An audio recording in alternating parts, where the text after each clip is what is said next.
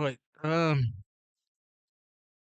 So I didn't actually think of starting this review off by speaking on this, but I just felt like there's a need to actually talk on this, especially since most of the kit reviews have been for the 2026 FIFA World Cup, and I am sure, based on the people that actually view these sort of videos, that you would actually relate to me on this when I say that just general reception of this World Cup has actually been poor. Like, and just for a second before I get into this for England, I just have to speak on this for a moment.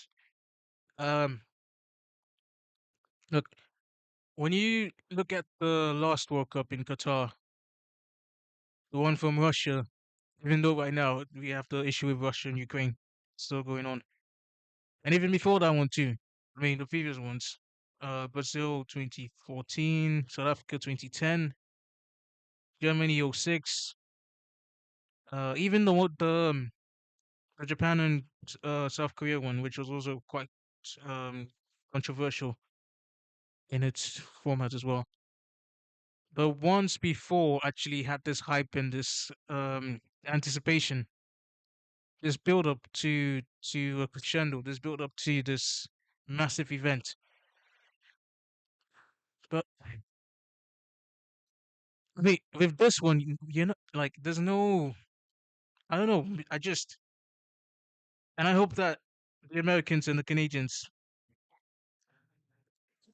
sorry, the Americans and the Canadians who actually come across this don't actually judge me for this, for saying this. But yes, it also has to do with the fact that both Canada and the US still have to really give more priority to football. You guys call it soccer, and honestly, we could start from that. I think just some months back, I actually made a video reaction to the US president trying to bring up the concept or the idea of actually renaming the NFL sport, which you guys call football, into something else. And yeah, I just feel like maybe that might actually be a good start for you guys to actually truly appreciate the sport. Because I get it. You have basketball, you have again the NFL sports, you have hockey, you have baseball, and yeah, a couple of other stuff too. Athletics.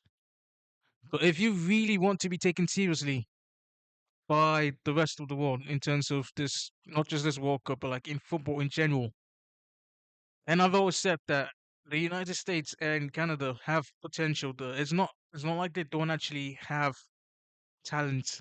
Yeah, there are talents there, especially in the black communities and the Hispanic communities as well. When it comes to football, especially again, this football, no NFL football. If and but when I say this, I actually mean for the men's side of the game. For the women's side of the game, and that leads me to my next issue with regards to this World Cup. Like for Mexico, this is no problem because they have actually held two previous World Cups, two previous successful World Cups from the 1970s and the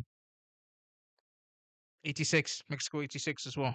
So they have experience. Before this goes out to Canada and to the US especially, where yes, the United States did host the 94 World Cup, which was also quite good, but a lot has to be done in terms of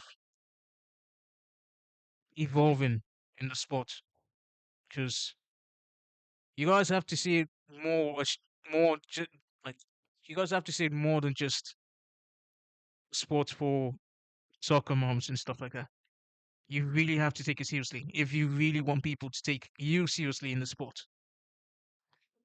But yeah, that's just my 2 cents on that. So yeah, let's get into this kid review now.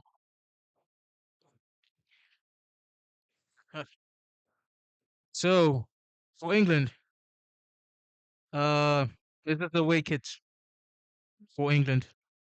Obviously, historically, we've known England to have the home kits as white and the away kits as red.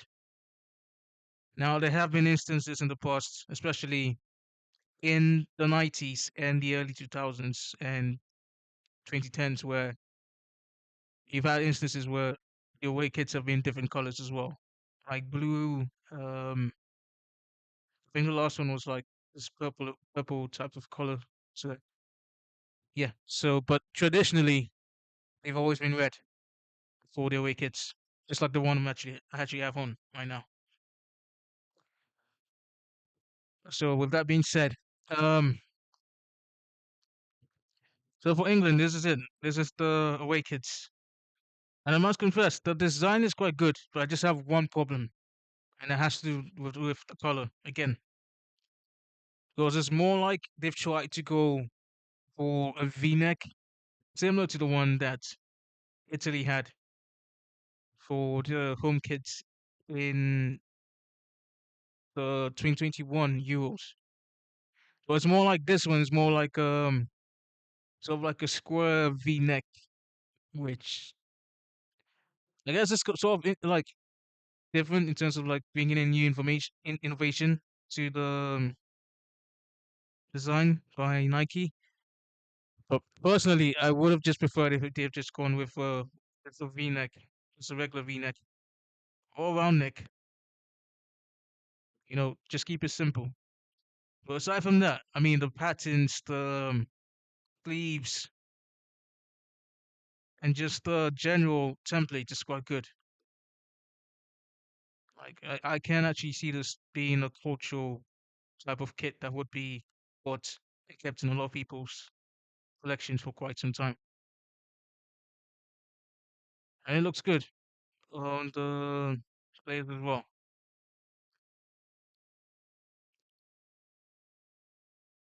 So that's the full kit for England for this one. Again, yes, it's square rectangle type of neck color. It doesn't sit well with me. Like, I would have just preferred them to keep it simple in this one.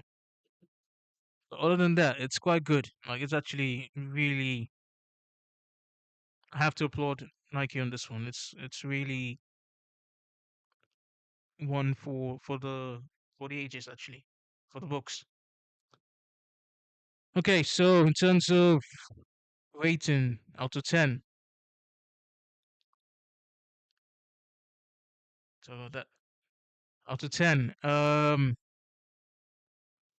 like I said, if not for the color, the neck color, I would give this a 9 out of 10. But just this little detail which has just thrown it off for me, I have to give it a 7 out of 10, which is still fairly good. If I had to speak to the designer for this kit, I would have just told them to just go with a regular V-neck or round neck. If it's a V-neck, go with it, and go with a color similar to Italy's 2021 Euros kit, which was made by Puma. Or just go with just a regular V-neck or round neck for this one. So yeah, 7 out of 10 for England.